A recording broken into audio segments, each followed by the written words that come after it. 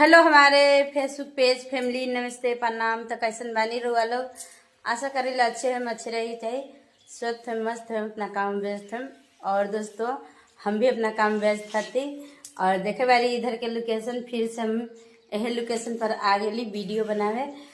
तो जितना मेरे भाई बहन माता पिता लोग देखे बारी तो लोग से हाथ जोड़ के विनती बा और सपोर्ट करी, काहे कि एक एक लाइक और एक एक फॉलो प्लीज़ जरूर दी।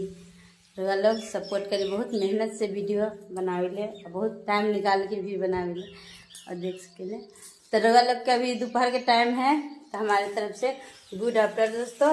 तो खाना उना खैली कि ना, अगर ना खैली तो प्लीज़ खा ली, लंच के टाइम हो गई, ठीक है। खाओ के अपना सेहत के ख्याल रखी, काहे कि सेहत रउआ लोग के अच्छा रही तब ना हम वीडियो देखम, ठीक बा। By by. अगर वीडियो अच्छा लगे तो ज़्यादा से ज़्यादा शेयर कर दें और लाइक और सब्सक्राइब फॉलो करना मत भूलें, ठीक।